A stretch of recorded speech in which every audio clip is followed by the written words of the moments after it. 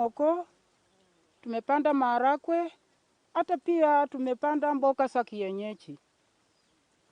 Na labda nikuulize, kabla ya kukuja na kujipata karibu na Senda Cow, labda ulikuwa kujishughulisha na nini, ama tayari ulikuwa ndani ya ukulima ingawaje labda haukuwa katika ile uwezo wa kujiendeleza vizuri? Nilikuwa ninajiendelesha na hali ya ukulima. Na vile Senda Cow ilikuja, ilinienua kabisa. Hapo nikajisikia ya kwamba mahali penye nilikuwa na ulemavu nikaona sasa kufaitika. Hapo sasa hata familia yangu haikukuwa shuleni. Ikanisaidia mpaka hata kufikia kwa wakati kwa upande wa ukulima wa mboga. Nimeonelea ya kwamba pia inanisaidia. Hizi pesa nikiweka mahali pamoja ninajisikia ya kwamba sina ulemavu mahali popote. Ni kama nikijiangalia sina ukosaji wa pesa. Ninaweka hapa, tena zingine ninaweka hapa. Ni kama hata baba watoto pia, ni kama amepumzika hali ya kupata. Nimeonelea ukulima umekuwa bora katika maisha yangu. Kufikia mahali penye nilitokea, mpaka mahali penye nimefikia hapa. Na labda mtazamaji angetamani kujua. Naona uko na mimea ya aina tofauti. Uko na ndizi, una mboga za kienyeji, kuna pia naona mboga za kizungu, na nduma. Hebu kwanza tuelezee kwa nini mboga za kienyeji hizi inakuwa tayari baada ya muda gani ambazo uko nazo hapa shambani mwako? Hii mboga kuna mboga tofauti. Tuna saka, tuna kunde, tuna kimiro, hata pia tuna mlende. Hizi mboga kuna zenye zinamaliza miezi miwili, na kuna hii saka inaweza maliza kama mwezi mmoja imekuwa tayari.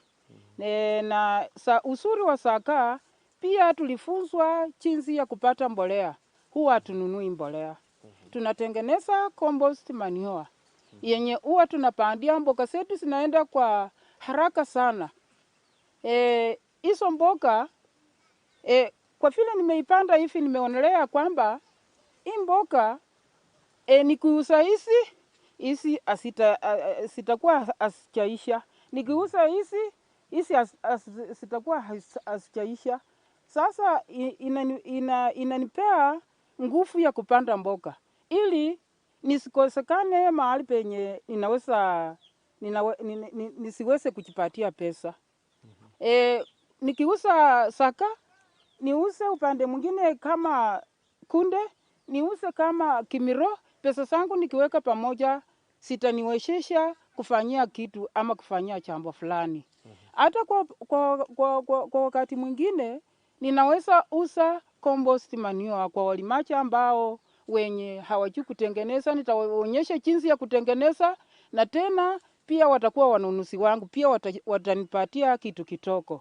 Sasa nimeonelea kwamba wale ambao wanahitaji mambo ya ukulima, walime kulima, wajifunze mambo mengi, watembelee walimaji ambao kama hata mimi pia vile naongea hivi. Ninafurahia nikipata mkulima yeyote ambaye anataka kujifunza nami ukulima, tujiendeleshe katika ulimwengu, anisongee tufundishane. Na labda mtazamaji pia angetamani kujua kutoka kwako wewe kama mkulima mdogo, labda eneo hili sijaona upanzi wa cabbage, sijui ina msimu wake ama hapa labda kidogo cabbage haipandwi ama nini inaendelea? Ni cabbage inapandwa. Lakini kwa upande wa cabbage sisi tulisomeshwa ya kwamba tulime mboga za kienyeji zaidi. Kuna mtu mmoja hapa ulimwenguni ambaye anachukuanga hizi mboga. Anaweza chukua kwa tani ama anaweza chukua kwa makunia tu. Sasa ukulima ambaye mimi ninayo, ninaonelea kwamba nilime mboga zenye siko rahisi kupatwa, nipate pesa. Na kidogo tuangalie hapa. Nimeona una ndizi na pia kuna malenge. Sijui labda tueleze kidogo kuhusiana na ndizi. Ndizi hii nayo inafanya namna gani hapa? Ndizi nayo pia walitufundisha kwamba kwa wakati mwingine kuanzia watoto wa miaka 5 kuruti chini na wamama wenye wana mimba, hii ndizi kwa upande wa nutrition pia inatusaidia. Sio kuuza tu bure. Kuna ingine nitauza, lakini ingine nitaiweka kwa nutrition ya watoto. Sasa nimeonelea ndizi pia ni bora. Kwa sababu kwa wakati mwingine inasaidia watoto wangu. Badala ya kuchukua pesa niende sokoni niende ninunue ndizi, nitatoa kwa yenyewe na ingine nitauza kwa wengine wenye hawana pia, nao pia waende watoto wao nao pia wawe na nutrition kwa watoto na kina mama wenye mjamzito. Turudi nyuma kabisa. Sijui unatayarisha shamba kinamna gani kabla ya kupanda mboga hizi za kienyeji? Inachukua muda mfupi, muda mrefu, au mbinu gani unatumia kuhakikisha kwamba unapanda kwa muda ambao unahitajika? Muda wa kutayarisha shamba ili nipande mbegu sio muda mrefu. Baada ya kulima nitatayarisha mapeti zangu, nitatengeneza style ya resta bed. Kuna ingine ni tapo taka bed, yani kuna bed zingine ni za msimu wa jua kali. Kama kuna jua zaidi inasaidia ule msimu. Ili jua ikiwaka isiipate kwa urahisi. Sasa hizo resta bed zinanisaidia sana. Na kuna zingine zinaitwa trenches. Pia zile za trenches siko sawa. Inatusaidia kwa wakati wa msimu. Mboga zetu huwa hazikauki rahisi. Tena mboga zetu yule mwenye amepanda tu kwa rutuba hata nipata mimi. Yake itaendelea kuisha, lakini yangu haitaendelea kuisha. Na kuna vile nimepita hapa, nimeona kuna mitaro nyingi sana. Inaonekana ni maeneo ina shida na mambo ya maji ya chemichemi. Sijui hizi mitaro zinakusaidia kwa upande mwingine kucontrol maji ama namna gani? Kwa upande mwingine mimi niko hapa karibu na kewa. Hii mitaro inanisaidia hata iwe wakati wa mvua nyingi. Hii mitaro huwa inanisaidia kupitisha maji. Wow. Mtazamaji, natumai unaendelea kuelimika vya kutosha na unasikia kutoka kwake Ann Matanda, mkulima mdogo ambaye bila shaka anafanya ukulima wake hapa wa kila aina, na umesikia vitu ambavyo anavifanya vyote. Bado tuko hapa mtazamaji kwenye kipindi hiki ambacho kinajulikana kama Kilimo Pesa, ambayo bila shaka ni mtazamo mpya kabisa. Hapa tunatengeneza pesa, ukulima wako uwe wa faida pale shambani. Kwa sasa mtazamaji, wakati tungali hapa katika eneo hili la Kimaiti na Kalira, na Kalira. Kwa hivyo basi nasema tunaenda mapumziko kidogo, alafu tukirejea tunasonga mbele. Bado tuko na mama Ann Matanda ambaye bila shaka anatufahamisha mengi kuhusu kilimo chake. Usitoke katika runinga yako mtazamaji.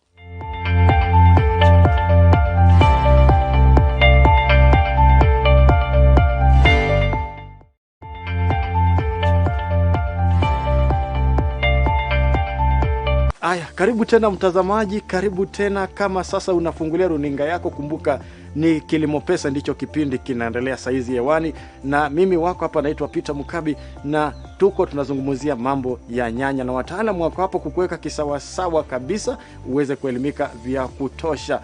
Mtazamaji, katika Facebook page, kumbuka unatembelea ukurasa wetu wa Kilimo Pesa. Wewe like hiyo page, na kama wewe ni mkulima na kufahamisha kwamba achilia ujumbe wako pale na tutaweza kukufikia na tutaangazia kilimo chako, na watu watafahamu mengi kuhusu unachokifanya ili kujinufaisha na kuweka pesa mfukoni.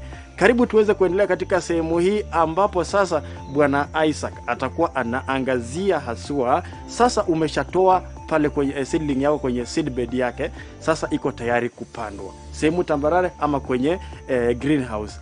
Utafahamu hayo. Mimi si mtaalamu, yeye ndiye mtaalamu. Haya yote ni hapa hapa. Kaa katika runinga yako uweze kutazama haya. Karibu tuendelee mtazamaji. Sasa Bwana Isaac, tulikuwa tunaendelea vizuri sana. Sasa tuelezee, umeshafika hapa katika greenhouse yako, uko na seedlings zao. Sasa tupatie hapa process. Unaanzaje ndiposa mbegu zako ama seedlings zako ziwe salama? Ni vizuri. Kwanza kabisa katika hii greenhouse inafaa upime vizuri kipimo chako cha beds. Ukiangalia katika greenhouse yetu hii tumepima beds, kuna bed alafu kuna nafasi hapa katikati, na hii bed tumepima kwa upana ni mita 1, alafu kwa urefu inategemea na urefu wa greenhouse. Hasa katika hii greenhouse yetu inachukua mita 15, alafu bed yetu ni greenhouse yenyewe ni 15 by 8 meters. Alafu bed zetu ndani tumetengeneza 1 meter by 15 meters. Katika utayarishaji wa greenhouse, mkulima inafaa utengeneze greenhouse yako into 1 meter, and then space ya lazima iwachwe katikati ya 60 centimeters. That is a working space ambayo mtu anafaa afanye ndani, anatembelea hapa katikati. Alafu na hapa juu bed yako inafaa ikuwe raised. Inafaa uangalie udongo hapa katikati ikuwe raised, na hapa katikati a working area where it is 60 centimeters ikuwe the lower side. Hiyo inasaidia wakati unaweka maji, hiyo maji haiwezi simama katika hiyo mmea wakati umepanda. Hiyo maji inadondoka hapa katikati, ambapo ina avoid kukosi magonjwa mengine ya ubaridi. Alafu katika utayarishaji wetu wa bed, ukiangalia hasa greenhouse yetu katikati hapa tumetumia makaratasi. Mkulima anaweza jiuliza, mbona hawa wametumia makaratasi na sisi tunapanda chini? Sana sana sisi tumepata malalamiko kutoka kwa wakulima wetu huku nje, ambao wanakujanga wakiuliza, mbona nyinyi nyanya mnavuna na sisi hatuvuni? Huku nje magonjwa ni mengi.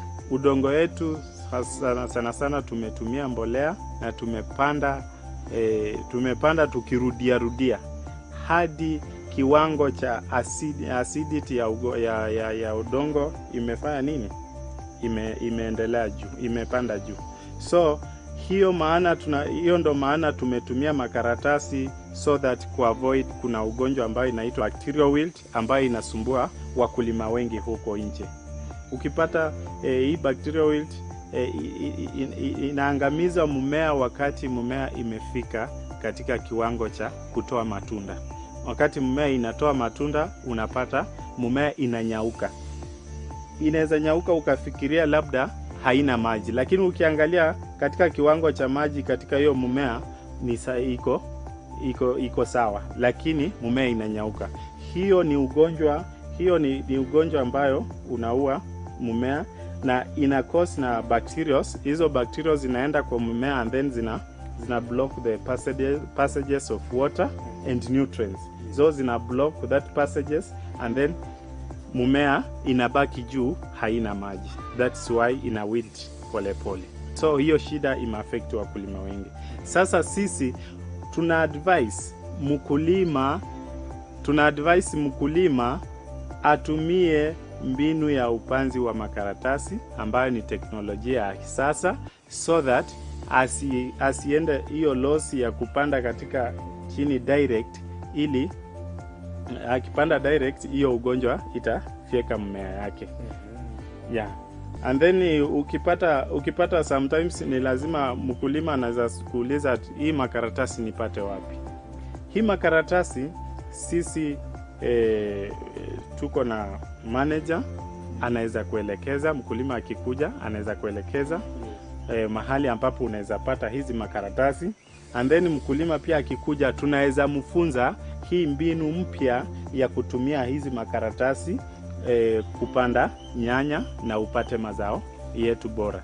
Tazama katika hii mmea yetu, jinsi unavyoona hii mmea tumekula tumevuna zaidi ya mara 6 katika hii mmea, ambapo tumepata mazao mazuri, na ili hali tumepanda kwa karatasi.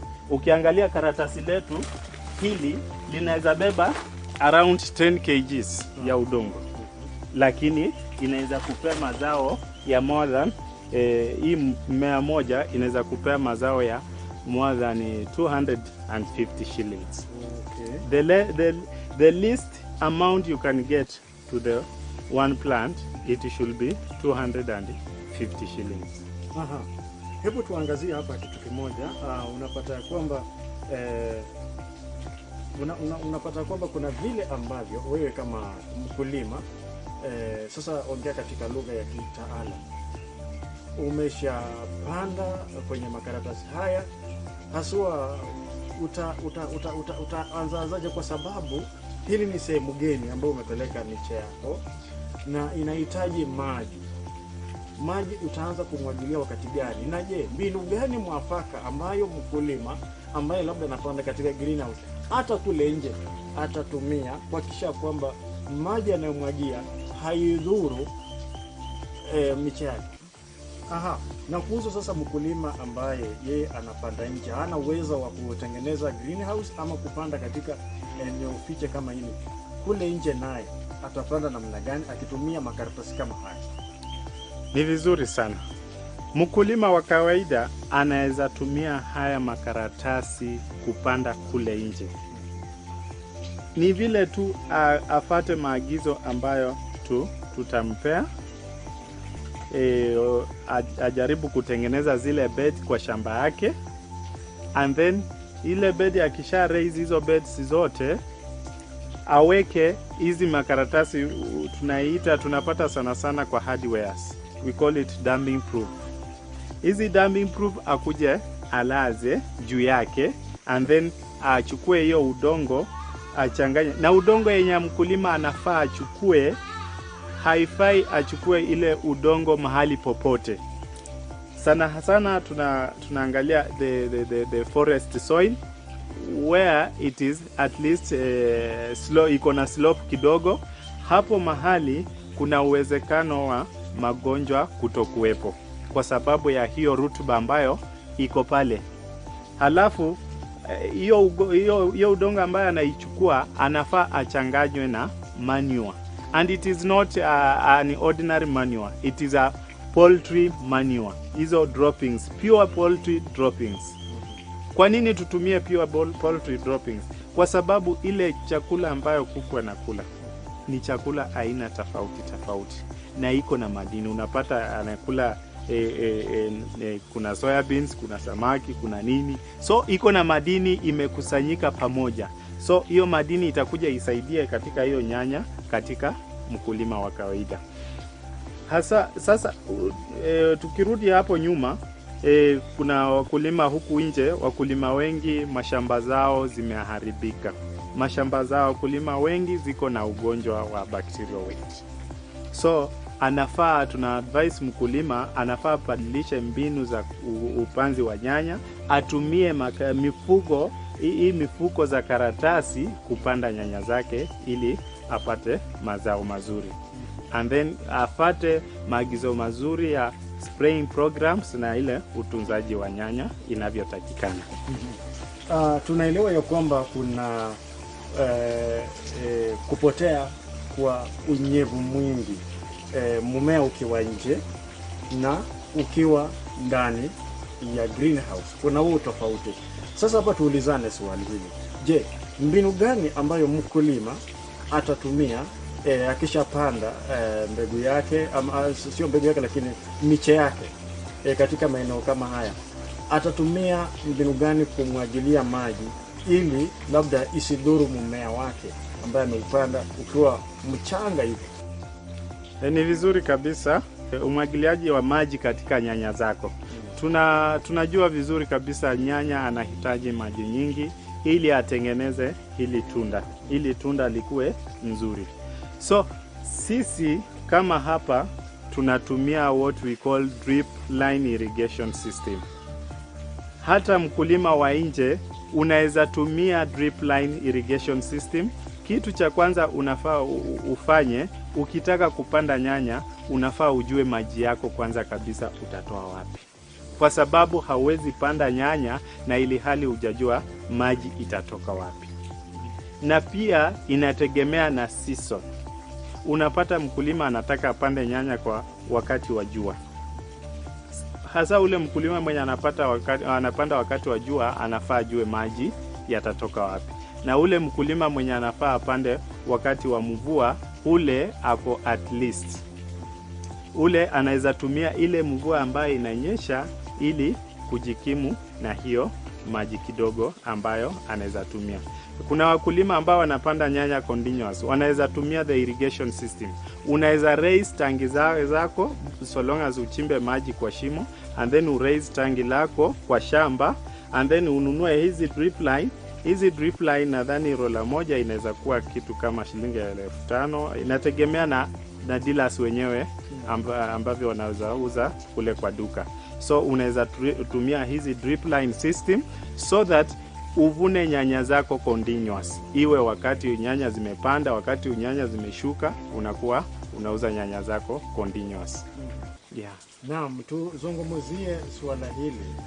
Sasa wewe kama mkulima unapata kwamba kuna vile ambavyo maji ya ndani katika greenhouse labda haipotei sana kwa sababu kuna kuzuiwaji kwa ule mvuke usitoke na ule wa nje.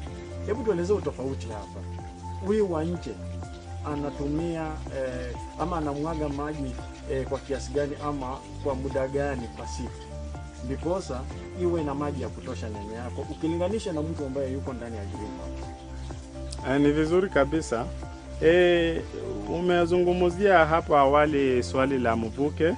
Mvuke katika greenhouse, tunapata greenhouse ndo inapoteza maji kabisa kuliko nje. Kwa sababu ile miale ya jua ambayo inafika katika karatasi ambayo inaongezeka ikifika hapa chini, so unapata inapoteza. Na tunajua vyema kabisa mmea wa nyanya unahitaji maji lita 1 kila siku. Kila siku 24 hours 1 liter of water. Ni vizuri ukipeana mmea yako 500 ml, nusu lita asubuhi and then nusu lita jioni, ili hatumie hiyo maji vizuri. And then ukipata ya nje, inategemea wakati mwingine mvua imenyesha. Mvua ikiwa imenyesha haina haja ya so long as ile mmea ikuwe imepata maji. Hiyo itakuwa advantage kwa wale wakulima wa nje. Watapata hiyo mmea itakuwa imepata maji kiwango kizuri. Lakini mkulima wa greenhouse lazima uhakikishe ukuwe na tank. Na tank ambalo uko nalo litegemee na seedlings ambazo inachukua hapa. Ukiwa na tank ya 1000 liters, lazima ukuwe na seedlings ambazo ziko kwa greenhouse around 1000, so that kila tank inakula kila mmea inakula lita 1 kwa kila siku. Okay. Na labda nikuulize swali lingine hapa. Kama nyanya sasa tayari nyanya hizi labda unataka sasa kuziondoa baada ya kuwa tayari. Sijui kuna kitu tofauti unaweza panda hapa ndani ili iweze kuendelea ku maintain ile rutuba ama ile nguvu ambayo nyanya hiyo itahitaji wakati mwingine wapo tairudisha pale. Swali mzuri.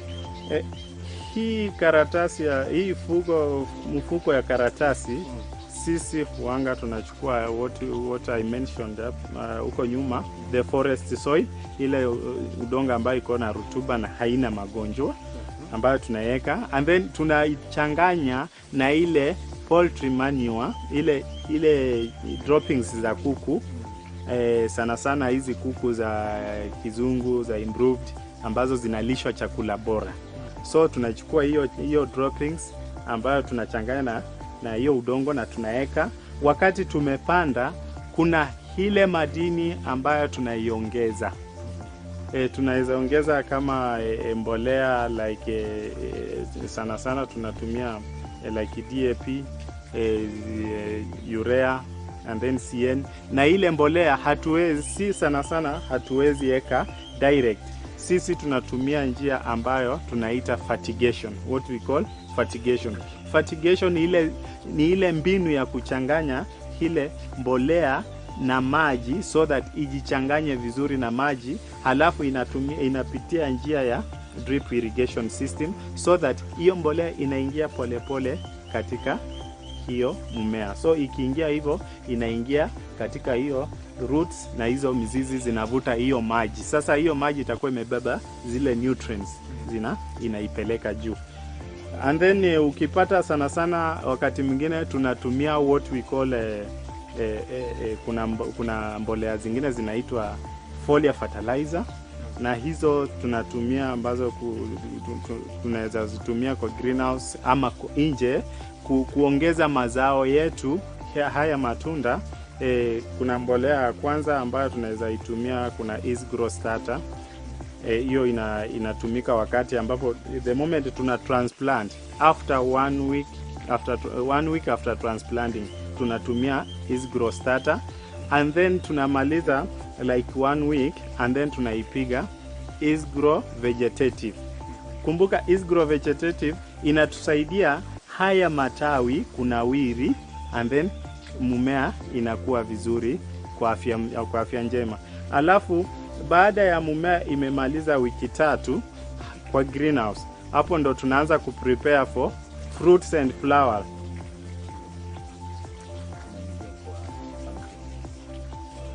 Wow, mtazamaji, natumai umeyafahamu mengi na mengi zaidi kuhusu kilimo cha nyanya kama unavyotazama, na Bwana Isaac ametuzungumzia mengi zaidi kutoka katika utayarishaji wa shamba dogo la kupanda mbegu yako ya nyanya hadi usafirishaji na ukapanda labda katika greenhouse ama kule nje, na pia ukafahamu namna ambavyo inafaa uitunze na jinsi ya kumwagilia maji hadi ianze kuja pole pole mpaka izoee jinsi ya kukua. Kwa hivyo basi mtazamaji, natumai umeweza kuenjoy na kuelimika zaidi. Nashukuru sana Bwana Isaac ambaye ametufahamisha haya yote na kutupatia picha kamili kuhusiana na mambo haya. Kwa hivyo basi mtazamaji, wiki ijayo katika kilimo cha nyanya tutakuwa tunaangazia picha kamili sasa, ambapo Bwana Isaac pia atakuwa anatueleza jinsi ambavyo unaweza kutumia mbolea ama kuweka mbolea,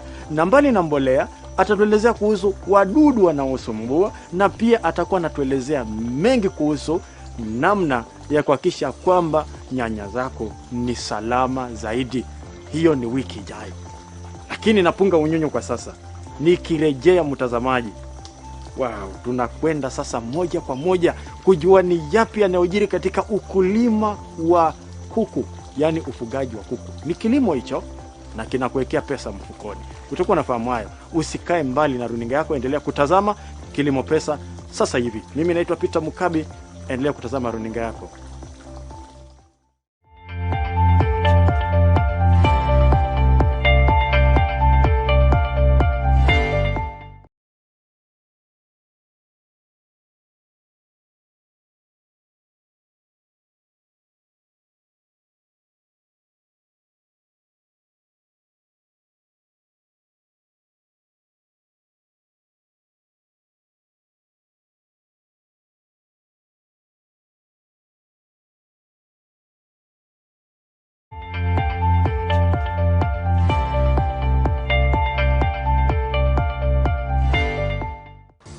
Naam, mtazamaji, karibu tena. Na karibu kwenye kipindi hiki ni Kilimo Pesa. Hiki ni kipindi ambacho kinaangazia mengi kuhusiana na ukulima na ufugaji. Na sasa tuko katika ukulima au ufugaji wa kuku.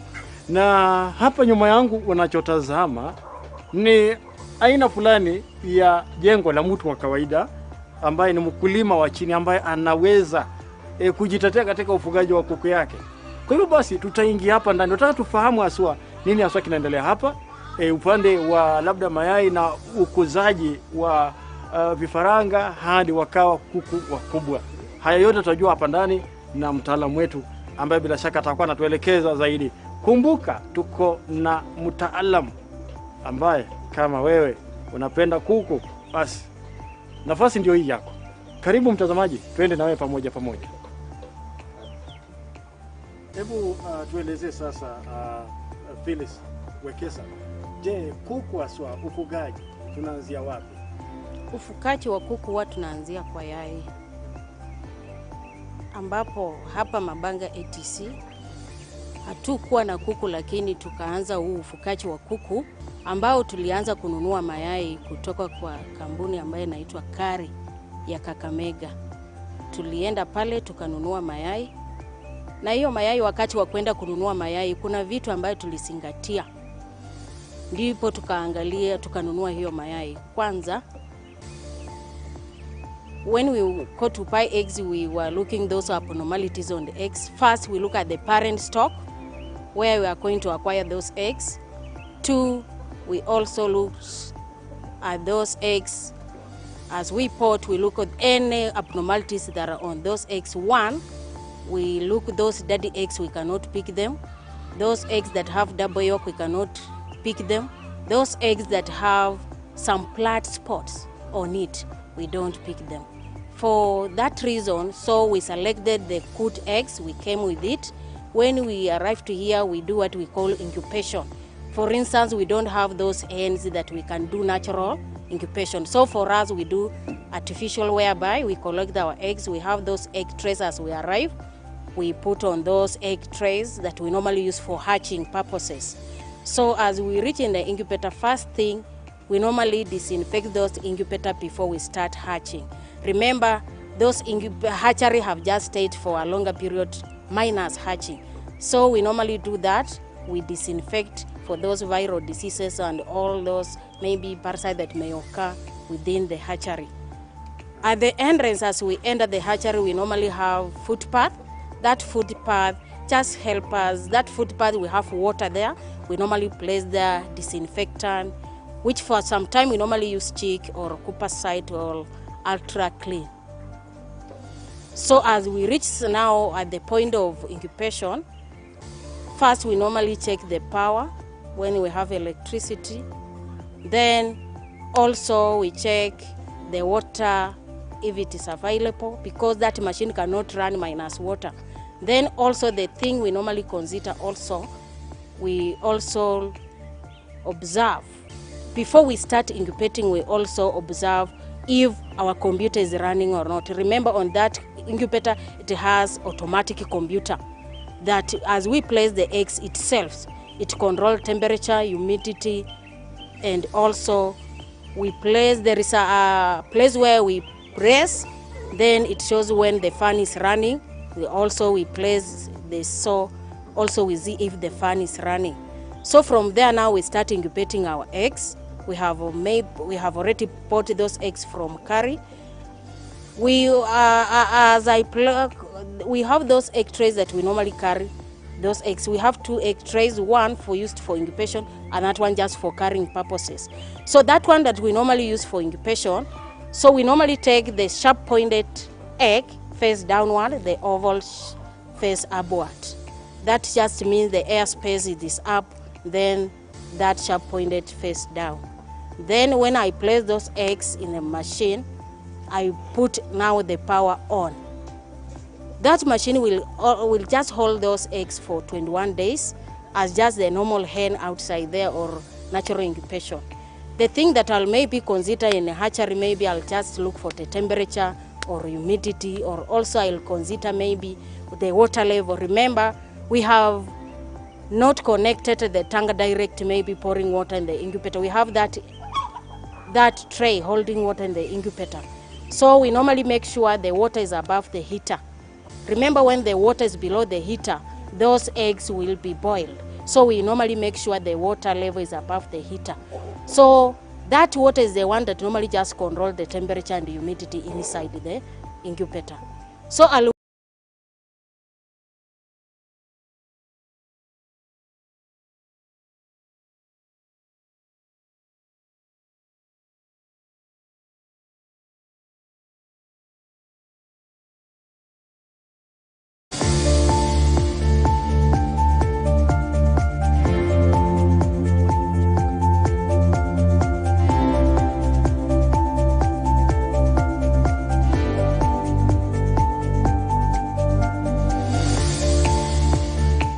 targets to represent Kenya team.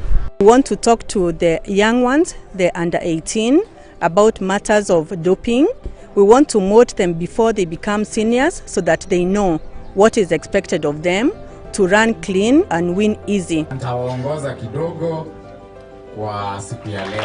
The first experience of an athlete with anti-doping should be education and not testing. Kwa mafunzo ya leo natarajia kwa nitazifuata zote ambazo nimeyasikia. Leo nimerefuka kwa vitu mingi yenye sikuwa hata najua. We are most grateful to the support that we've received from Lotto for the last 6 years. We want to select a very strong team that will represent this country in Togo, and together with AIU, ADAC, Athletics Kenya, sponsored by Lotto, we believe that we'll select a very strong team. Asante sana Lotto Foundation. Asante sana Lotto Foundation.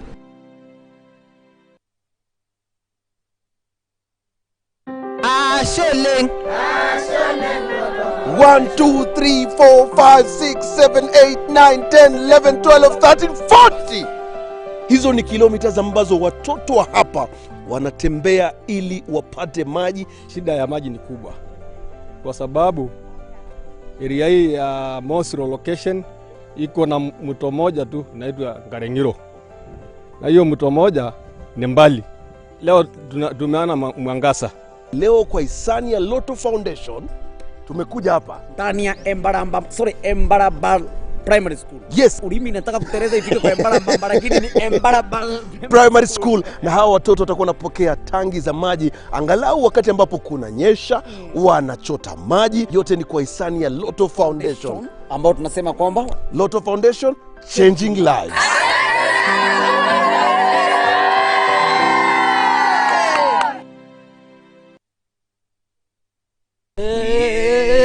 Changamka leo, changamka cheza Lotto, leo ni leo, changamka cheza mita moja. Mita. Maishani yako ushafikiria kama unaweza kushika mita moja hivi? Acha nikwambia, nilikuwa natetemeka mpaka nilikuwa na sweat hivi. Mimi Lotto nilianza kucheza from 2016. What? Yeah. Tugani hili kuna kufanya uendelee kuekelea na si watu wengine kumanche. Unajua mtu mwingine akimanche pia huko pia unakuwa na motivation. Hii mita moja unaipangia nini? Last year nilipoteza nguruwe kaa 3. Naona. So sasa hii tumeweka zingine 3. Okay. Naona. Okay. Unaamini hiyo biashara ya nguruwe sana? Iko na kitu? Iko na kanyamu. For example, sisi nikikuuliza mabeshte zako random wanne wenye wanakuanga wako wa dhati kabisa ni akina nani? Moja anajiita Sylvester Mwangi, Karari, Ikonyo, Njoro. Ati sasa ungekuwa umeshinda mita hivi na inuka na marafiki. Ikonyo 250. Mwash 250. Njoro 250. Sylvester changamka cheza Lotto.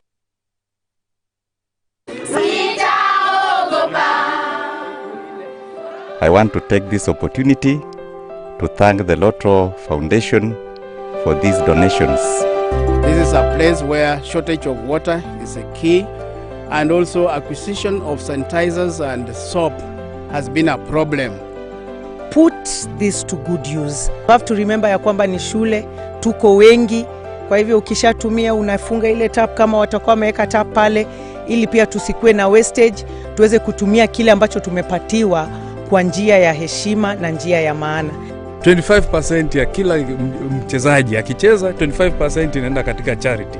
Sasa leo part of hizi charity ndio hizi ambayo tunazunguka tukipeana kwa wale ambao wanahitaji usaidizi, na tunashukuru sana kwa kuweza kucheza Lotto, kwa sababu kama si nyinyi kucheza hatungeweza kupata ufadhili wa kufanya kitu kama hii.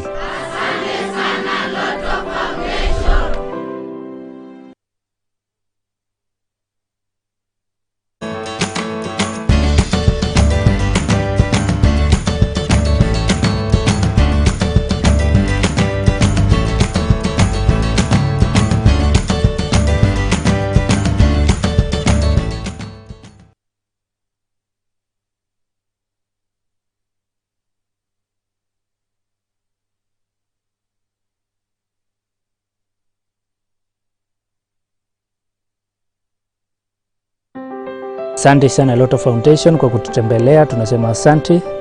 Tumesafiri. Safari ya hapa si karibu. Tulitoka Nairobi at 7. We arrived here at 5 o'clock. Ni tukasema lazima tuje mpaka hapa.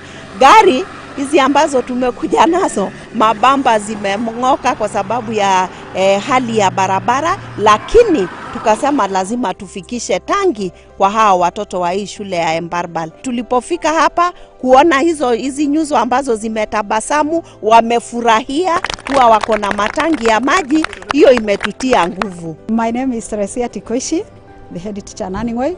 Thank you very much Lotto Foundation. Thank you so much Lotto Foundation. Every time you play Lotto, 25% goes to the Lotto Foundation, which supports our fellow Kenyans through various causes. Thank you for your help. Together, we are changing lives. Bima yetu ya afya, yes. Wakenya pata matibabu bora, yes. Wagonjwa watibiwa kwa urahisi, yes. Na watoto kuzaliwa kwa maternity, yes. I'm Pauline Akinyoti. I stay in Migori. I operate an M-Pesa business. That is what I do for a living. My NIF, I've been using two NHIF. First, I've been using my husband's NIF, which was registered in 2016. Then my own I took last year in June. That is when I picked my own card.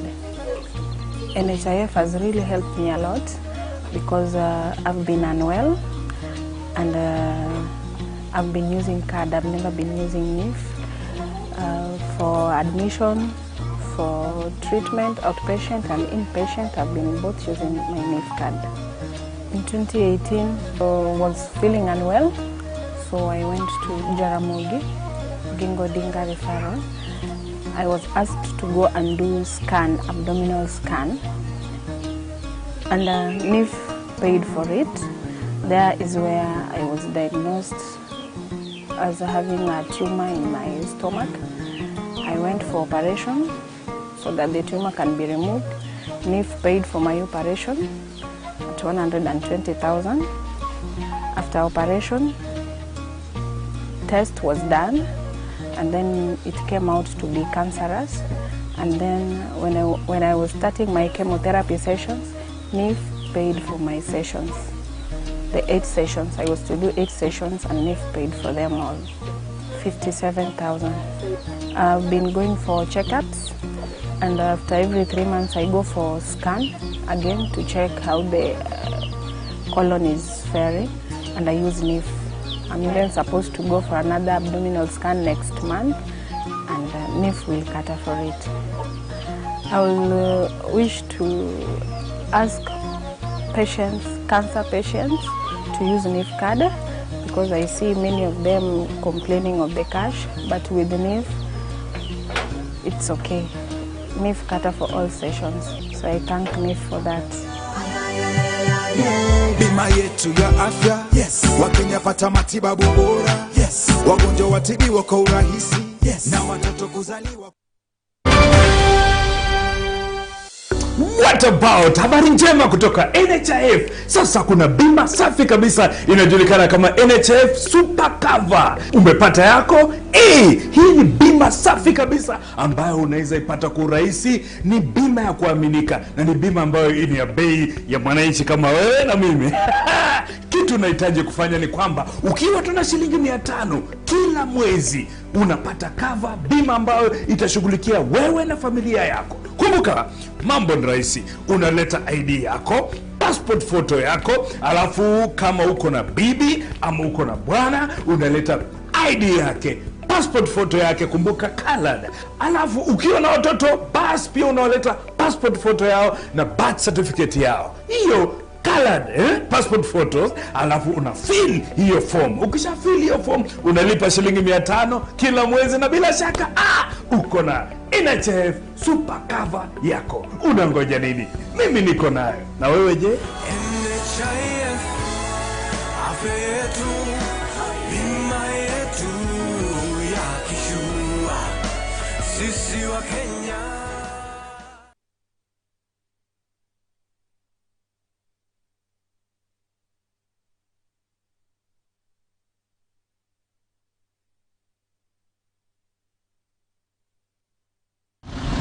DJ Raskolo ndani ya nyumba na Flongegi Oundo Mwana akili.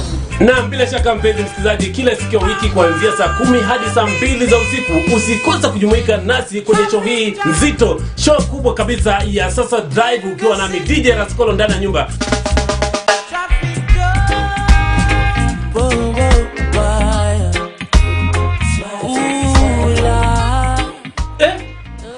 Pulu, nini umevaa? Sasa ni mamwaje, bibi ameosha nguo zote. Nikasema sasa siwezi kuja kazi. Nikaamua kutoa nguo zake nikuje kazi. Bibi anavaa yako au anavaa yake? Sasa saa ya kazi imefika, nifanye nimengevaa namna gani? Na hii bagi? Si alikuwa wale yangu. Sasa nikasema pia bila alikuwa wale yangu pia acha angehangaike. Hivyo ndio mnaishi kwako? Maisha ni hivyo.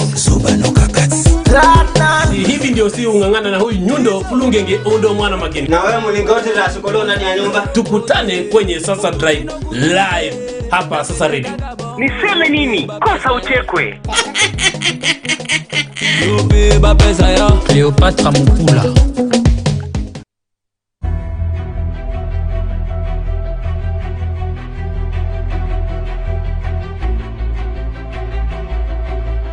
Tangu mwishoni mwa mwaka jana, homa ya virusi vya corona yani COVID-19 imeibuka kuwa tisho kubwa la kiafya. Maambukizi ya homa hii yameenea ulimwenguni kote, wala hakuna aliye salama. Serikali kupitia idara ya afya imeweka mikakati, miongoni mwao ikiwa uchunguzi wa homa ya corona miongoni mwa wasafiri katika mipaka yake yote kote nchini.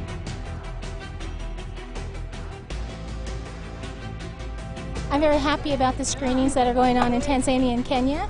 I think it's very proactive that you're thinking about stopping it at the border so that it does not spread. Inatisha kufikiri kukohoa tu kidogo kwa mazingira haya unaweza sababisha mlipuko wa homa hii usio na kifani. Ili kuzuia haya, serikali imeweka mikakati tosha kuhakikisha usalama wa Kenya wote. The facility has all the equipments you need from handling a basic patient up to ICU setting. Hata hivyo, wewe pia unalo jukumu katika kusaidia kuzuia kuenea kwa maambukizi. Citizen responsibility is the key to the success of this initiative and these measures. Let's all do what we have to do individually. And this is how we are going to defeat this disease. It's just our general hygiene, okay? And that now means at workplaces, we should ensure that our work surfaces are clean. Always ensure that nimefanya proper sanitation ya mikono. Every time na board matatu, lazima ni sanitize mikono. Sisi kama taifa tumepata kukumbana na changamoto nyingi na kali maishani, na kila wakati tumeibuka washindi. Hii homa ya COVID-19 hata kama inatisha, si tofauti nazo. Komesha corona, zingatia maagizo kutoka Wizara ya Afya, nawa mikono jinsi inavyostahili.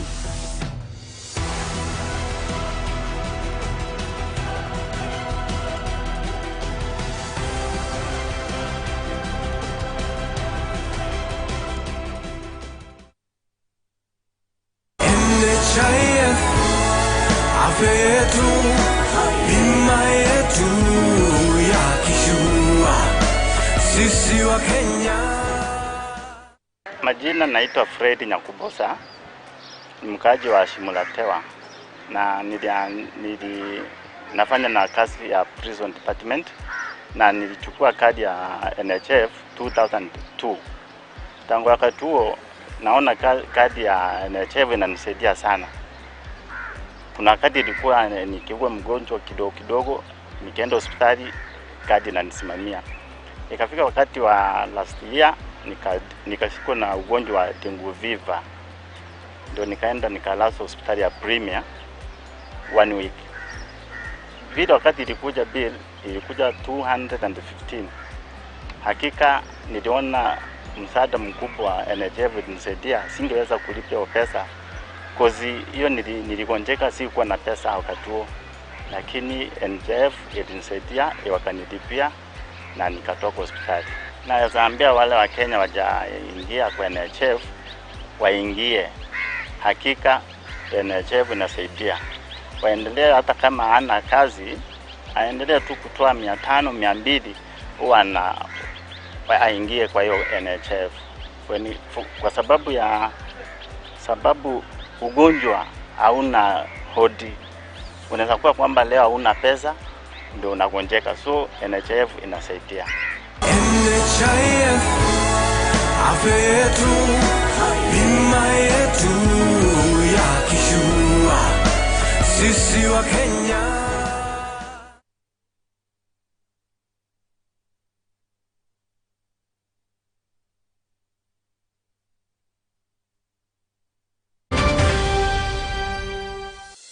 What about habari njema kutoka NHIF? Sasa kuna bima safi kabisa inajulikana kama NHIF Super Cover. Umepata yako? Hii ni bima safi kabisa ambayo unaweza ipata kwa urahisi. Ni bima ya kuaminika na ni bima ambayo ni ya bei ya mwananchi kama wewe na mimi. Kitu unahitaji kufanya ni kwamba ukiwa tuna shilingi 500 kila mwezi unapata cover, bima ambayo itashughulikia wewe na familia yako. Kumbuka, mambo ni rahisi. Unaleta ID yako, passport photo yako, alafu kama uko na bibi ama uko na bwana unaleta ID yake, passport photo yake, kumbuka colored. Alafu ukiwa na watoto basi pia unaleta passport photo yao na birth certificate yao. Hiyo colored passport photos, alafu una fill hiyo form. Ukisha fill hiyo form unalipa shilingi 500 kila mwezi na bila shaka uko na NHIF Super Cover yako. Unangoja nini? Mimi niko nayo. Na wewe je? NHIF, afya yetu, bima yetu ya kishua, sisi wa Kenya.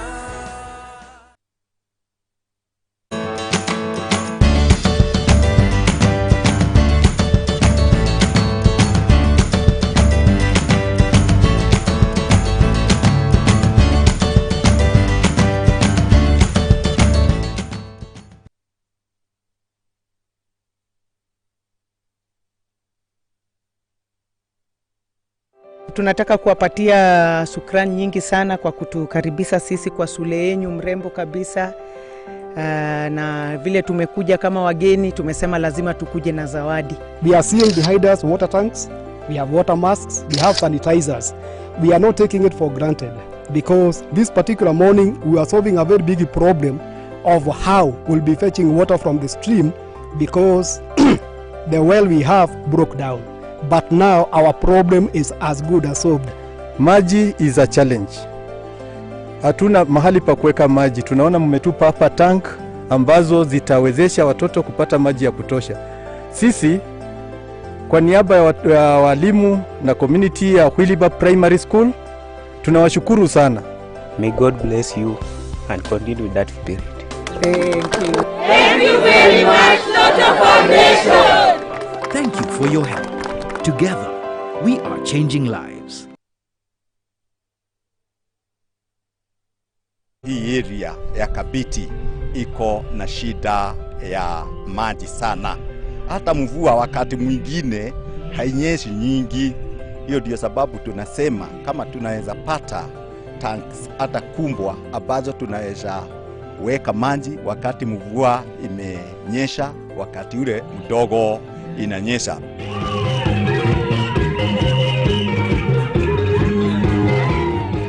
Leo ni siku kubwa sana. Leo ndio inaitwa National Jigas Awareness Day. Na siku ya leo tuko Murang'a, Maragwa, shule ambayo inaitwa Mihango Primary. Na tumekuja hapa na Lotto ambao wamekuwa mstari ya mbele katika kupigana na jigas. Hata ukiangalia nyuma yangu utaona ya kwamba Lotto wamefanya kazi nzuri sana ya kuleta hizi matanki za kuweka maji, wameleta sanitizer, hata wameleta bucket. Asante sana Lotto. May God bless you. Thank you for your help. Together, we are changing lives.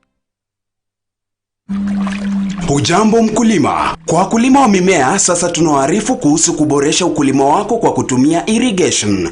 Fine Touch Africa Limited inawaletea mbinu za kisasa za kutumia irrigation kama vile umwagiliaji wa matone drip na sprinklers. Fine Touch Africa ni kampuni inayo maarifa na inahusika pia na undercover crop technologies kama vile greenhouses na shade nets. Hizi ni mbinu bora vile vile za kuipa mazingira mazuri mimea yako, kudhibiti mazao yako na kuongeza uzalishaji kwa kiasi kikubwa. Kampuni ya Fine Touch pia wanauza pampu za umwagiliaji, irrigation pumps, pampu za jua yani solar pumps, dam liners, planting trays, sprayers na vifaa vingine vingi vinavyohusiana na umwagiliaji. Katika eneo la Magharibi tunazo afisi zetu Eldoret, Kitale na Bungoma. Kwa maelezo zaidi tembelea ofisi yetu yoyote au piga simu nambari 0724615066 au 0724226552. Unaweza pia kututembelea tovuti yetu ikiwa www.finetouch.co.ke. At Fine Touch, we make it green.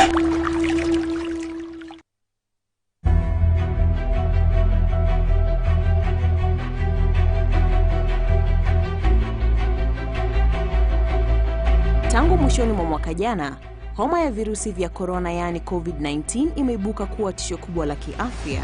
Maambukizi ya homa hii yameenea ulimwenguni kote, wala hakuna aliye salama. Serikali kupitia idara ya afya imeweka mikakati, miongoni mwao ikiwa uchunguzi wa homa ya korona miongoni mwa wasafiri katika mipaka yake yote kote nchini.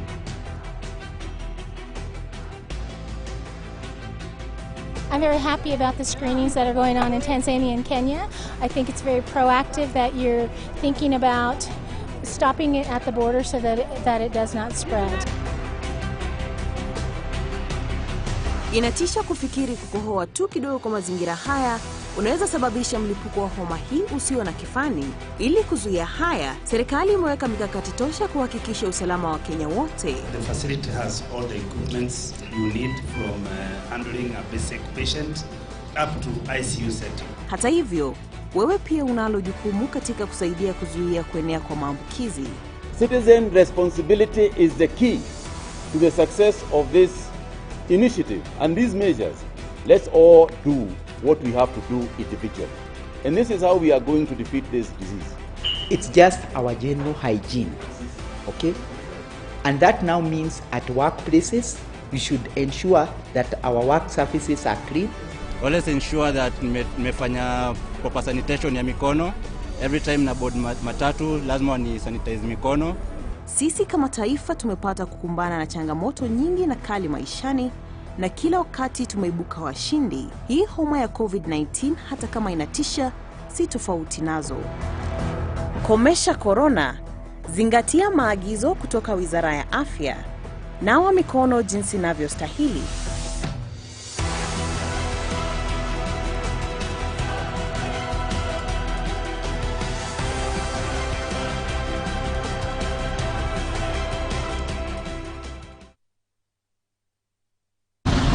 DJ Raskolo ndani ya nyumba na Flongenge Udo mwana makini. Na bila shaka mpenzi msikilizaji, kila siku ya wiki kuanzia saa 10 hadi saa 2 za usiku usikosa kujumuika nasi kwenye show hii nzito, show kubwa kabisa ya Sasa Drive, ukiwa nami DJ Raskolo ndani ya nyumba.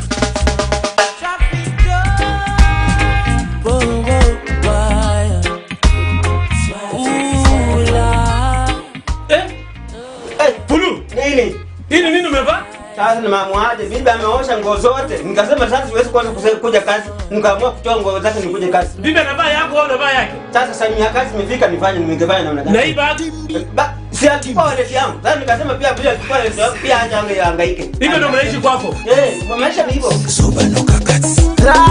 Hivi ndio si ungangana na huyu Nyundo Fulungenge Udo mwana mageni. Na wewe mlingoti la Sokolo ndani ya nyumba. Tukutane kwenye Sasa Drive live hapa Sasa Radio. Niseme nini? Kosa uchekwe.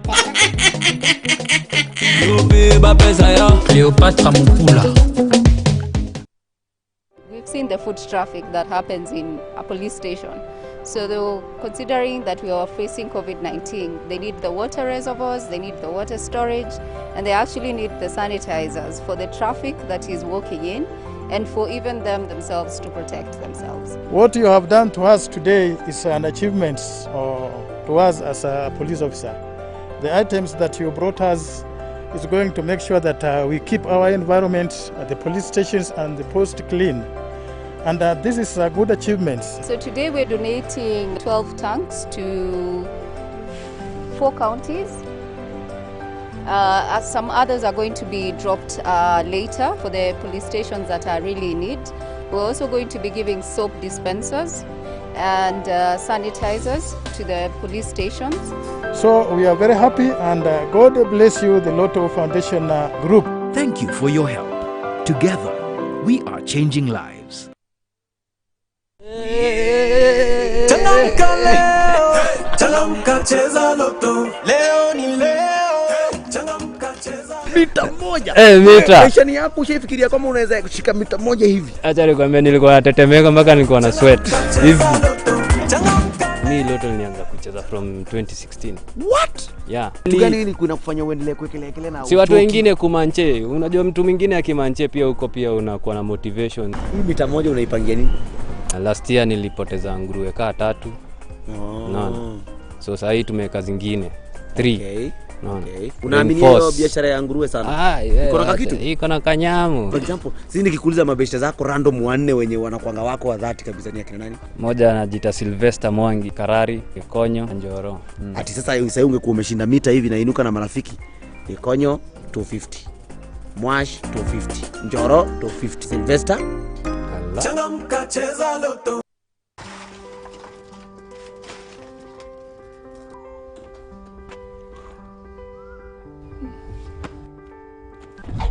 We, peace. Kuhuni kama naungua, twende. Kuja. Toka. Unafanya nini? Si unataka kusima moto. Usime moto na mimi napika. Si mimi napika. Unapika?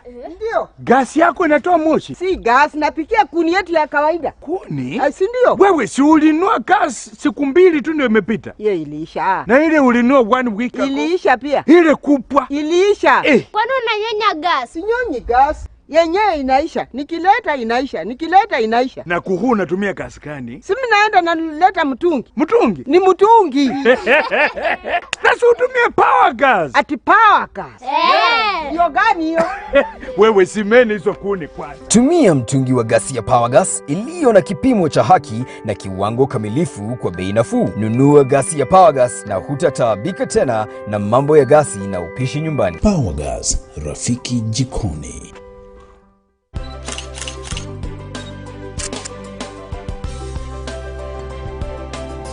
In 2016, Lotto Foundation embarked on a journey.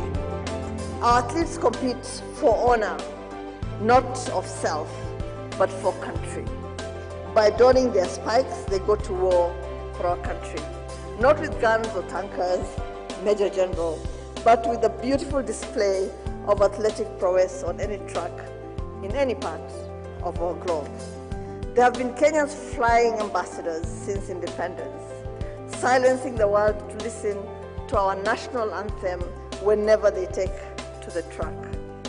Over the years, Kenya has won a total of 103 medals in track and field at the Olympic Games, securing the enviable position of one of the most indomitable athletic giants on earth. Thanks to them, we are enjoying every moment of our journey.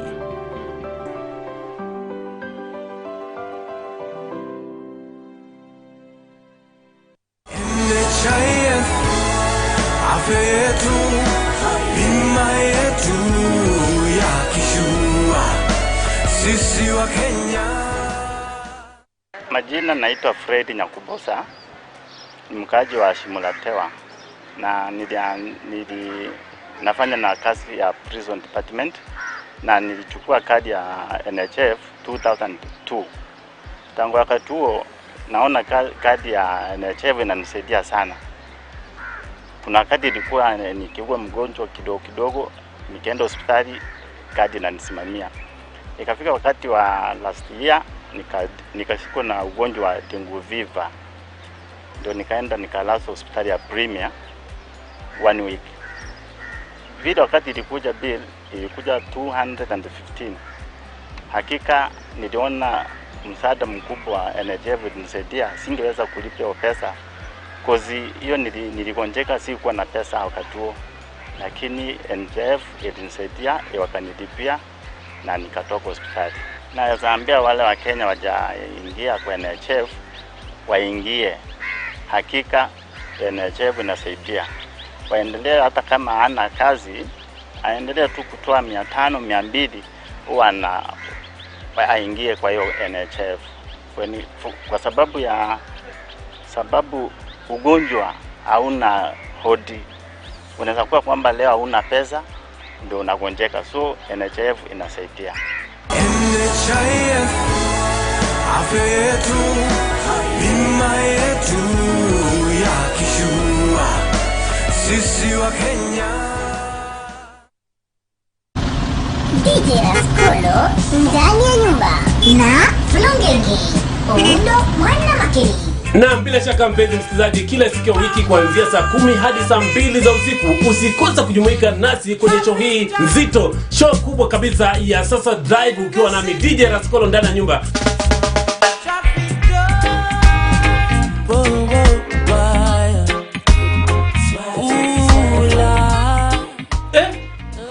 Pulu, nini umevaa?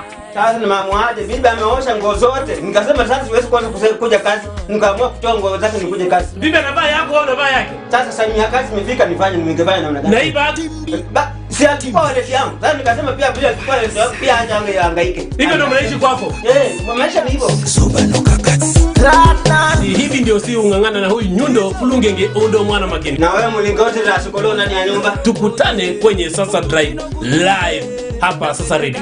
Niseme nini? Kosa uchekwe. Beba pesa ya Cleopatra Mukula.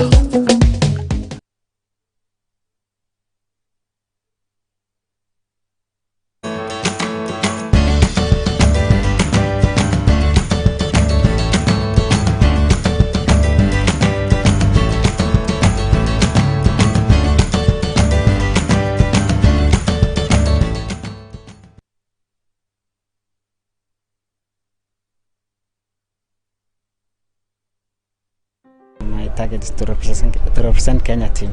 We want to talk to the young ones, the under 18, about matters of doping. We want to mold them before they become seniors so that they know what is expected of them to run clean and win easy. Nitawaongoza kidogo kwa siku ya leo. The first experience of an athlete with anti-doping should be education and not testing. Kwa mafunzo ya leo natarajia kwa nitazifuata zote ambazo nimeyasikia. Leo nimerefuka kwa vitu mingi yenye sikuwa hata najua.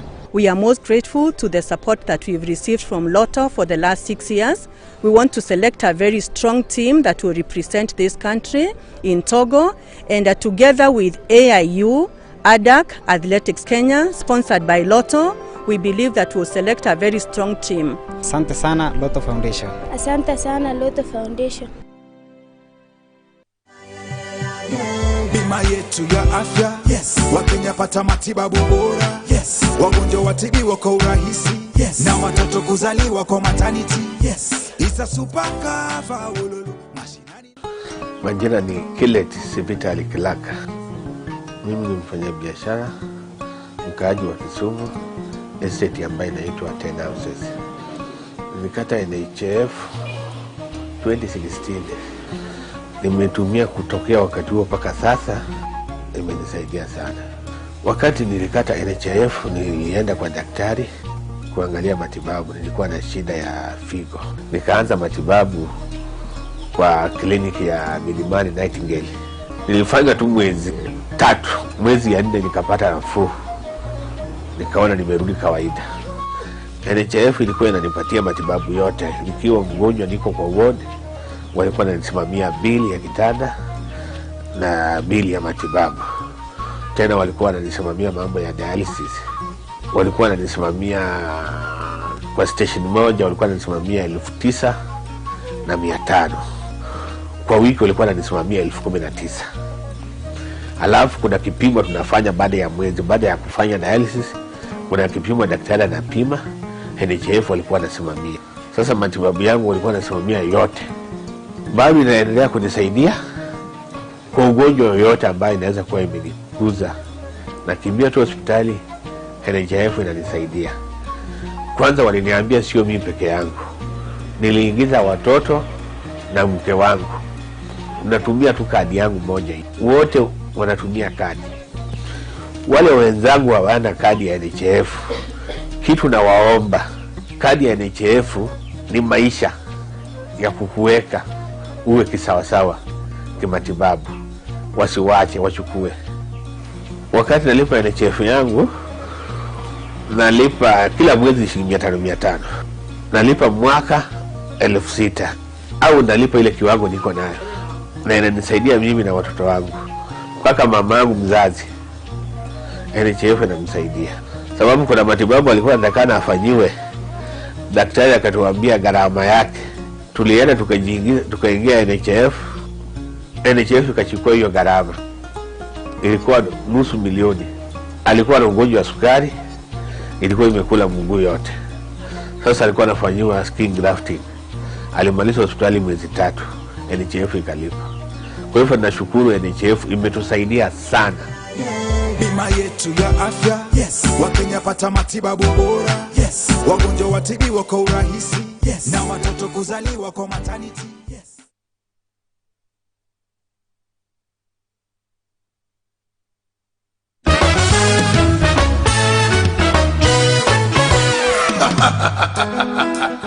Alright, bila shaka sasa navuta kadi yako, unajulikana kama Bernard Wafula, unasema zako ziende kwa John Wanyama, bila kumsahau hapa hivi jamaa anajulikana kama Mankewa, mkumbuka hapa, bila kumsahau Getu Ayuma, unasema ya kwamba endelea kukamatia ndani ya Sasa Radio, maana hapo ndio nyumbani kwenye kipindi cha salamu za sasa. Kuni awamu ya kwanza tukumbuka ni Sasa Express. Msikilizaji wangu, mambo ni moto, na nakwambia hapa ndio nyumbani ambapo tunaweka sawa vitu na tunakatika, tunakula ngoma kwa vijana wa jana, vijana wa juzi, hapa zilizopendwa, zilizovuma, na kuambia zote na kupakulia.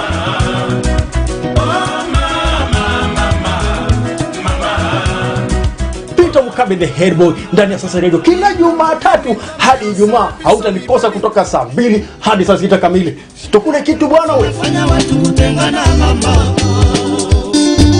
Oh, mana mama.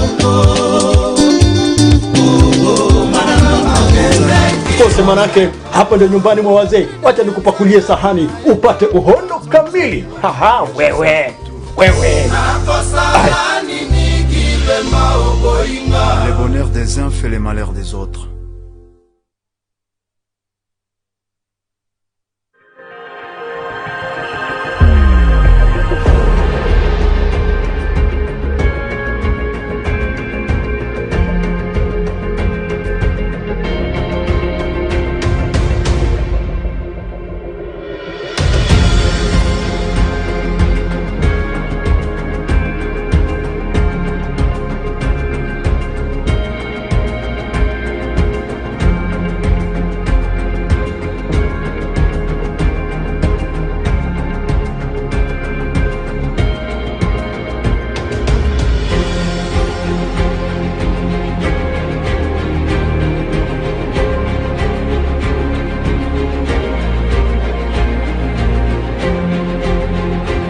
Sasa Radio, muziki safi. Sasa Radio, burudani tele.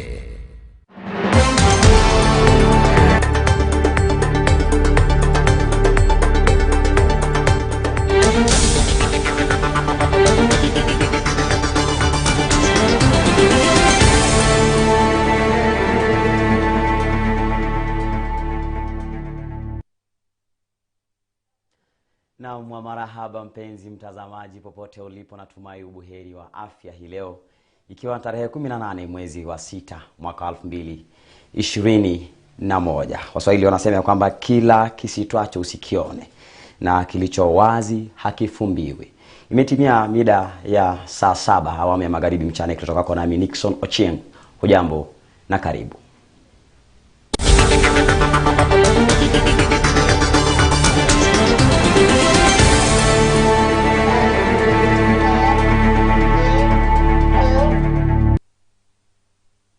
Na mnakumbusha tu ya kwamba hivi leo tutauliza swali la siku. Je, masharti mapya ya kudhibiti virusi vya corona katika kanda la Magharibi na Nyanza, je, yataleta suluhisho ama yana manufaa yoyote? Je, masharti mapya ambayo yametangazwa katika ukanda wa Magharibi na Nyanza yana manufaa yoyote? Tuma majibu yako katika mtandao wetu wa kijamii katika Facebook na tupata @TV Magharibi ili tukaweze kusoma ujumbe wako. Na katika habari zetu ambazo zinatuanzishia ukurasa hii leo ni kwamba polisi mjini Busia wamewakamata washukiwa 4 juu ya wizi wa takriban shilingi 200,000 katika kijiji cha Walati, kaunti ndogo ya Nambale. Afisa wa kusimamia kitengo cha ujasusi katika kaunti hiyo, Bernard Wamalwa, anasema washukiwa hao wanadaiwa kumfuata mwathiriwa kutoka benki katika mji wa Kakamega hadi Busia walipompora pesa hizo. Waliweza kusukumwa katika hilo gari na wakafungwa kwa pingu. Hao wakijidai ni maafisa wa polisi, hatimaye wakaweza kuwanyang'anya hizo pesa ambazo walikuwa nazo. Walisunguka na wao na kuenda kuwatupa katika njia mahali hakuna watu. Ndiposa tukapata kwamba mwenye gari anatumia hiyo gari kwa biashara ya kukotesha. Tuliweza kupata nani ambao walikuwa wamekotesha hilo gari na tukaanza kufuatana na wao. Kushirikiana na wenzetu katika kitengo cha ujasusi eneo la Nakuru, tuliweza kunasa hiyo wanaume 4.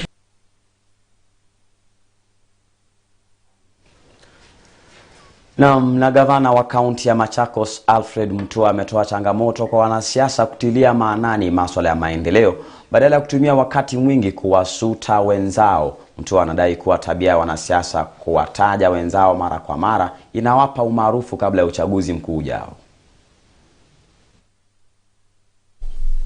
Imekuwa siasa za Kenya ni siasa za kupanga vile watu watapinga William Ruto.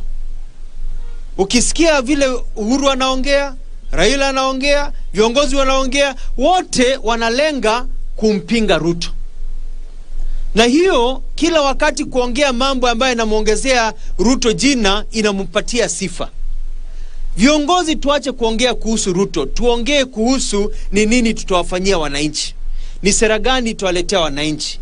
Kwa sababu tukiongea kuhusu Ruto kila wakati anapata hiyo marks ya kuongelewa kila wakati yuko kwa gazeti. Mtu aliahidi kuimarisha mapato ya jamii fukara humu nchini kupitia ujenzi wa viwanda katika kila kaunti ndogo. Pata loan ni kutoka hapa mpaka kesho. Mimi nitafanya vile niliona ngambo. Una apply loan asubuhi saa 6 unapewa pesa. Unatoa hiyo bureaucracy.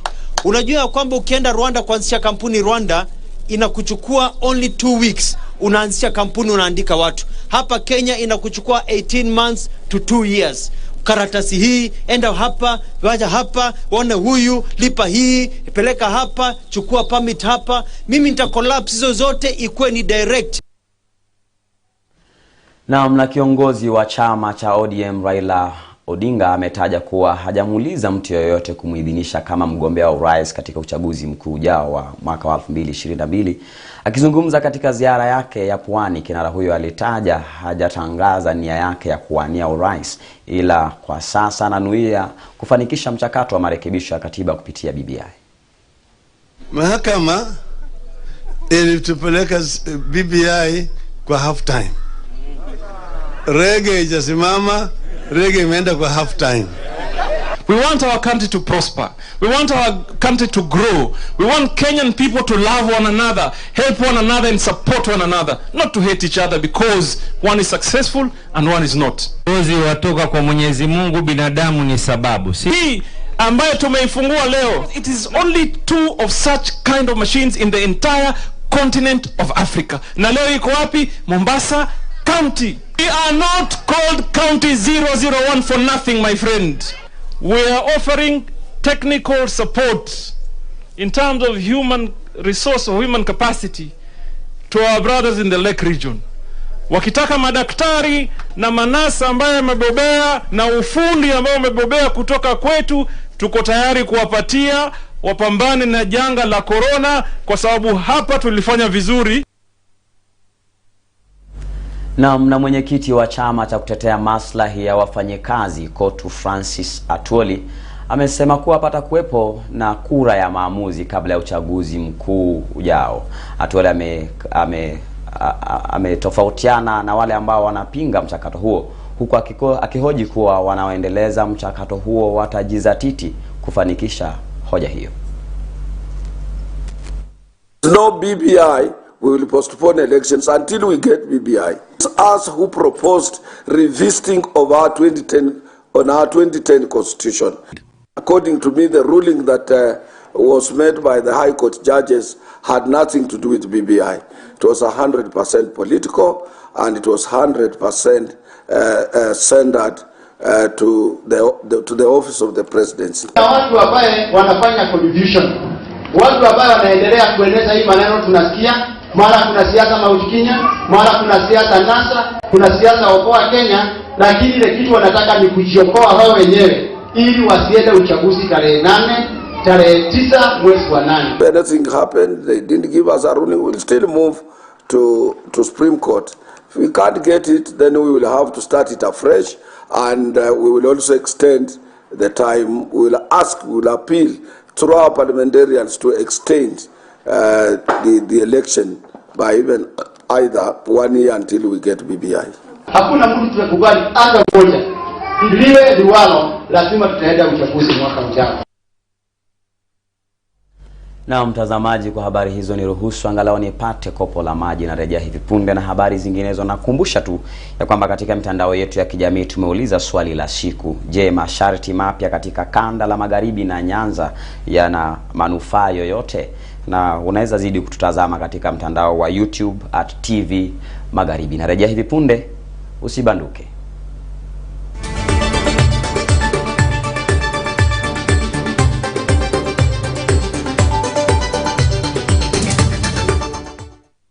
Changamka, cheza loto. Halo, nataka box. Box namba gani? Namba 5.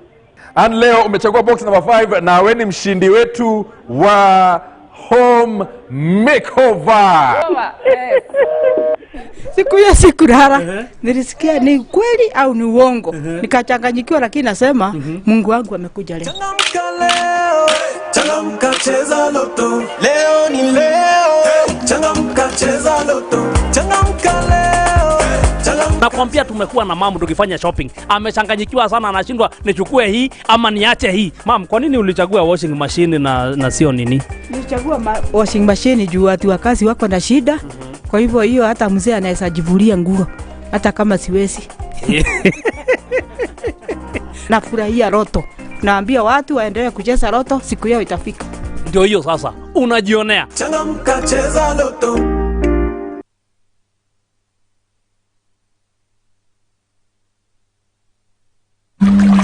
Hujambo mkulima. Kwa wakulima wa mimea, sasa tunawaarifu kuhusu kuboresha ukulima wako kwa kutumia irrigation. Fine Touch Africa Limited inawaletea mbinu za kisasa za kutumia irrigation kama vile umwagiliaji wa matone drip na sprinklers. Fine Touch Africa ni kampuni inayo maarifa na inahusika pia na undercover crop technologies kama vile greenhouses na shade nets. Hizi ni mbinu bora vile za kuipa mazingira mazuri mimea yako, kudhibiti mazao yako na kuongeza uzalishaji kwa kiasi kikubwa. Kampuni ya Fine Touch pia wanauza pampu za umwagiliaji, irrigation pumps, pampu za jua yani solar pumps, dam liners, planting trays, sprayers na vifaa vingine vingi vinavyohusiana na umwagiliaji. Katika eneo la Magharibi tunazo afisi zetu Eldoret, Kitale na Bungoma. Kwa maelezo zaidi tembelea ofisi yetu yoyote au piga simu nambari 0724615066 au 0724226552. Unaweza pia kututembelea tovuti yetu ikiwa www.finetouch.co.ke. At Fine Touch, we make it green.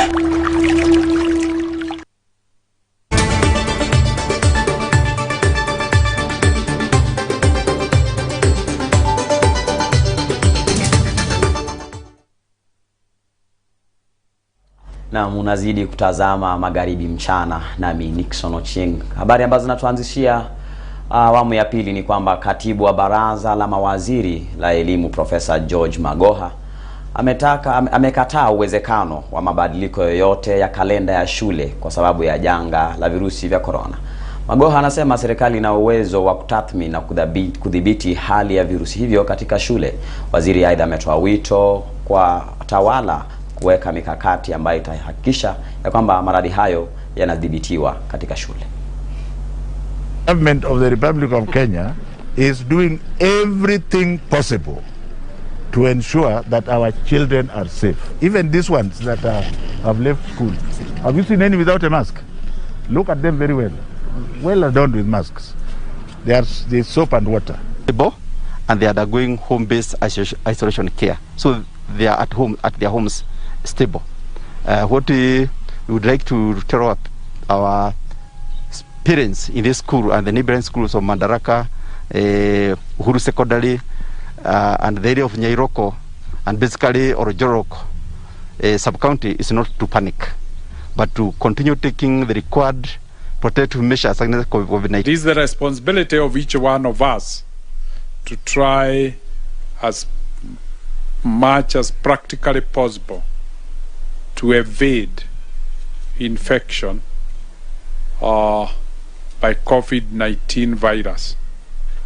But as the case may be, that line of defense by washing hands, sanitizing, wearing a face mask is infringed, then there will always be a doctor, a nurse, a clinical officer who is adequately equipped and adequately protected to feel confident to serve those in need.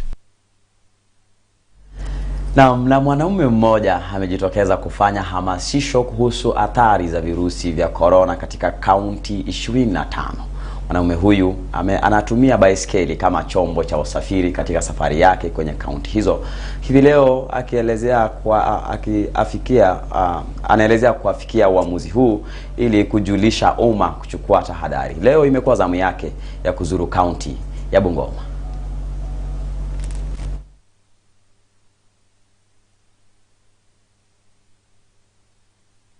Minister of Health ya taifa letu la Kenya wapate kuingia, wapate kunifadhili, nipate kufikia wananchi kupatia ujumbe huu wa corona. Lakini kwa bahati mbaya natumaini barua hiyo ilifika kwa ile ofisi, kwa maana nitumia email, lakini sina hakika kama mkuu wa idara ya afya ambaye ni minister alipata kupata ujumbe huu. Kwa maana naamini kama minister angepata ujumbe huu angenirudishia ujumbe hiyo immediately. Nilivumilia, lakini hiyo moyo ilizidi kuniuma sana. Nikaamua kwanza kutafuta wafadhili wachanga ambaye ni mashirika ndogo ndogo kule Marsabit. Nilipata kufadhiliwa na shirika la Caritas Marsabit. Walipata kunifadhili na 50,000. Mimi kama mzazi nina watoto na mke, ilibidi nikate ile pesa nipate kuwaachia watoto na mke wangu kule Marsabit, na nipate kutembea na ufadhili ndogo sana ambaye ilikuwa ni 15,000 peke yake. Na unajua baskeli hii pia ni baskeli ambayo inategemea kusaidiwa kwa urekebishaji. Sijui tumuite shujaa wa mtaa ama tumuite vipi. Tukiachana hayo ni kwamba wasiwasi umezuka eneo la mpaka wa Trans Nzoia na Pokot Magharibi kuhusu makazi ya Chepchonia baada ya uteuzi wa kamati mpya itakayosimamia makao hayo.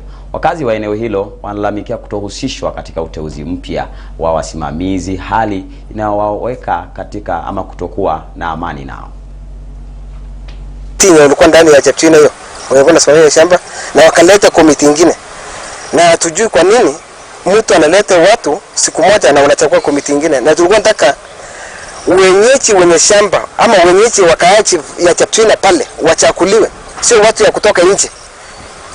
Alafu tulikuwa tunasema kitu kingine, tunaomba kama watu ya Chepchonia, County Commissioner, tunakuomba kwa heshima yako na kama wananisikia saizi, tunataka uokope Mungu, uokope kotini na kuheshimu sheria yaliyo juu.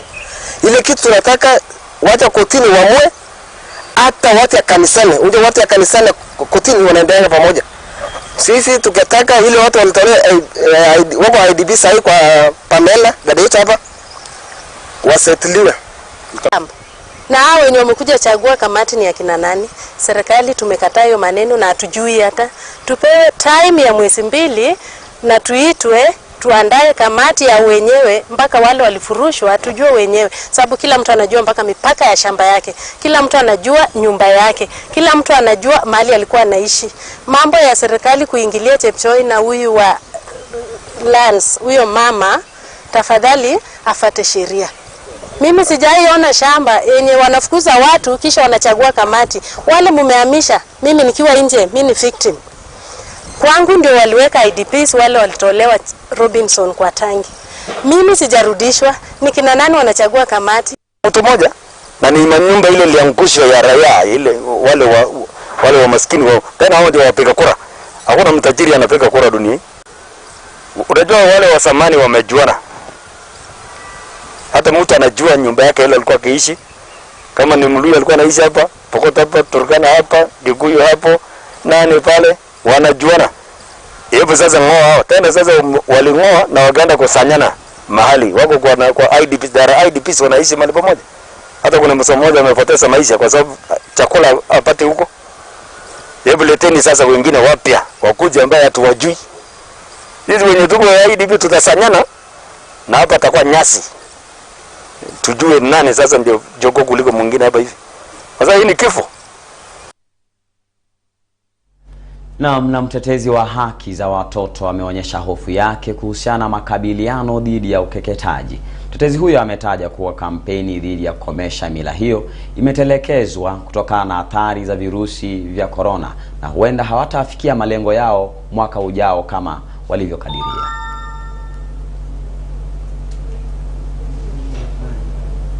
Africa Fit for Children is an Africa without FGM and without child marriage. We have made some steps towards ending child marriage, but we are not yet there as a country. We want to make a call to the government of Kenya to actualize the commitment that the president made on ending child marriage and FGM. COVID situation has worsened the situation of child marriage and FGM. The fact that children were at home for a prolonged period of time exposed them to these vices. These children, because of lack of economic capacity for parents and caregivers, many of them have opted to marry their children off.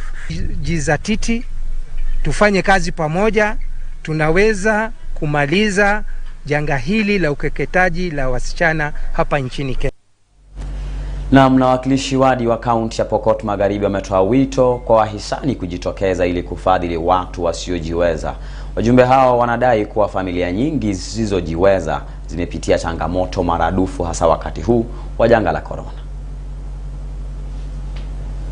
Wazidi kushughulikia hawa kwa sababu leo tumeangalia, tumejionea na tumeona maajabu. Na tunaomba tu ikiwa kuna msaada yote tutatokea. Ukiangalia watu kama hawa wengi wakiwezi na wengine hata hawajapata ile pesa serikali upeanga wale watu wawezi kutembea, wako na shida mingi.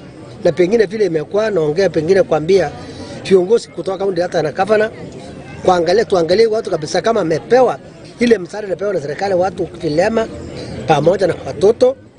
Na yangu tu ni kusema pole kwao sana, kwa sababu hii watu tuna watu wengi wameumia na ni wengi sana, hatukujua kama iko watu kama hii. Na tunashukuru hata mwenye alifanya maaliko kama huu watu uletwa hapa kwa sababu ili tujionee maajabu. Kwa hivyo tu nasema pole, hata wakati tutaenda kaunti tutafikiria katika assembly, kumbe tuko na changamoto kubwa sana. Na mtazamaji, kufikia hapo sina la ziada ila kuwapongeza tu wale wote ambao wamefanikisha shughuli hii nzima, na kukumbusha tu ya kwamba kama si kizuri usifanye, na kama si kweli pia usiseme. Naitwa Nixon Ochieng, nyeke mali pema niridhike. Majaliwa.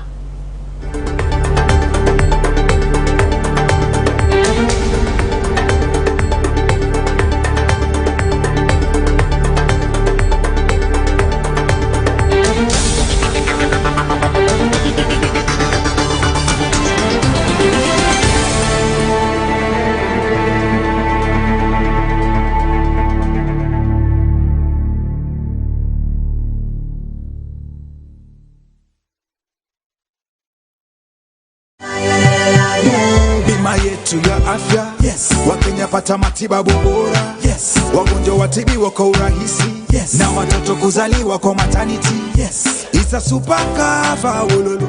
I'm Paul Opim. Now I'm 55 years old. I'm a motor vehicle technician by profession. My workplace at Kisumu Center, Juakali. Apart from that, I've been a church leader for a very long time. Currently, I'm also a community resource person within the peri-urban areas of Kisumu town. Currently, I'm the chairperson of Wakonyu Ecumenical Orphan Support. We agreed with the NHIF that Wakonyu, we classify them into families.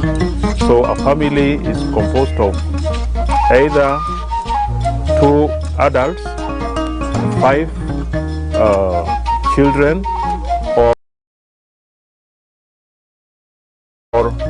1 adult and 5 children in case one person have died. So there are also processes. We agreed with the NHIF, like we have to process documents for these particular families, because we know very well if you are a grandmother, then that child is not your child. That is classified legally as a non-biological child. So we agreed with the NHIF that we process for them guardianship letters through the Children's Department, through the court, and with the guardianship letter, they are able now to, the hospitals are able to claim. So this has been going on since 2008, and I would tell you, the community have really benefited, because all these children, the grandparents, are able to access medical treatment without any problem, without paying any other money. I would say even me, I have chronic illness. I'm diabetes and hypertensive. Most of the time when I go for my treatment, I usually use the card. That is me as a person. And then also of recent, my daughter was diagnosed with cancer, and all through we used the NHIF card. But everybody should have a card, so that whenever you are sick, you are able to access proper medical attention. Bima yetu ya afya, yes. Wakenya pata matibabu bora, yes. Wagonjwa watibiwa kwa urahisi, yes. Na watoto kuzaliwa kwa maternity,